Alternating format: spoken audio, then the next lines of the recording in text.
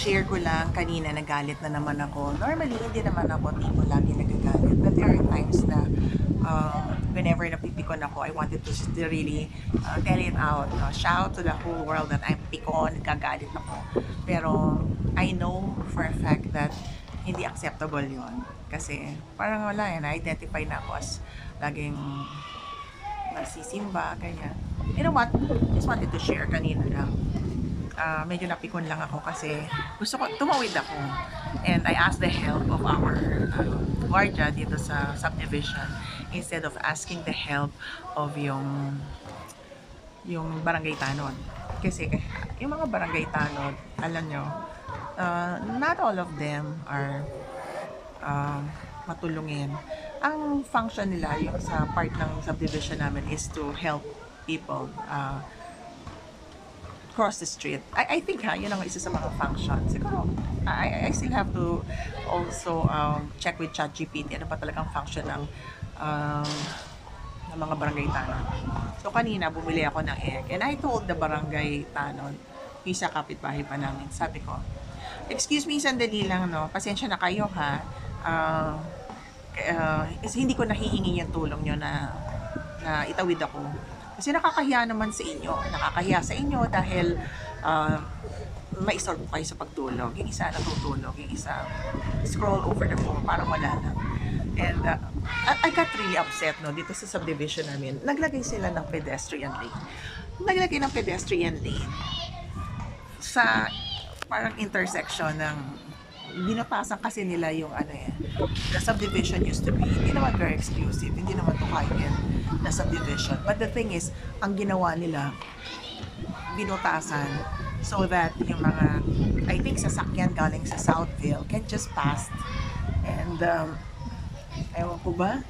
I hope they don't find my channel. Kasi ang gusto ko lang sabihin is, binutasan nila para yung mga garbage, yung business nila, it's for them. It's for their, it's not for the, sabi it's for progress daw. Change is because of the progress. Progress nino. Kaya nyo binutasan yung subdivision dito so that your garbage trucks can, can just easily, go here and there. Tapos, naglagay pa kayo ng,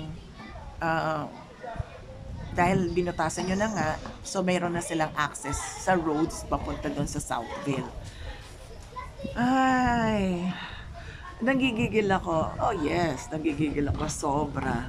Kasi dati nakakapag-exercise pa ako, walking, jogging. The subdivision to begin with is not really exclusive. Pero binutasan nyo na, that's for the comfort of your own constituents, para sa mga botante ninyo na bumoboto sa inyo sa election time. Yun. It's because of your businesses. It's not because of the progress of the people here in our locality.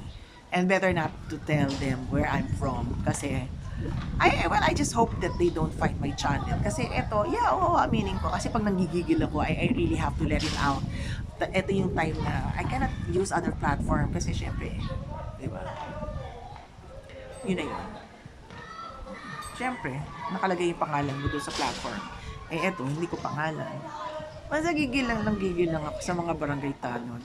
Scroll sa phones nila. And the other one was sleeping, hiding in the dark sunglasses.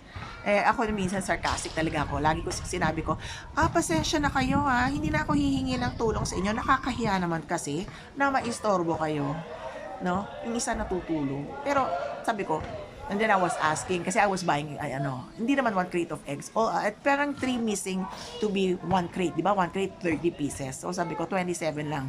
Ang pangalan niya, Kuya Manny. Kuya Manny, tawid mo nga ako. Sabi niya, ayaw. I think he doesn't want to leave the tindahan.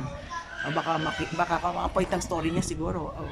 Baka ma-insulto yung barangay tanod. But you see, barangay tanod does not even care, Grabe. How I wish I can just stay in other countries. Singapore, oh yeah, anytime. Malaysia, not quite. Pwede na rin, pero Singapore, yes na yes. Other countries, now, it took me a while, it took me a while to understand why people leave. Because of the healthcare also, because of their peace of mind, and because, syempre iba yung nasa magandang bansa ka. Pero I couldn't complain naman eh. Hindi naman ako masyado na nagko-complain. Kaya lang, nag-event talaga ako. When na-accept ko na nasa Pilipinas ako. So, huwag ko masyadong mataasan yung expectations ko. Pero, nag-rant? Hindi ko hindi mag-rant eh. Oo. Some of my friends sometimes are not available. And at least dito walang sasagot sa akin. Anyway, for those of you, anong opinion nyo? Tama ba ako? Na dito na lang ako mag-air ng mga inis ko. Mag-vent out ng mga emotions ko. So yun lang, hanggang sa muli. Please subscribe to my channel naman. I know I couldn't think of any contents. Well, ESL. Siguro soon. Okay, thank you!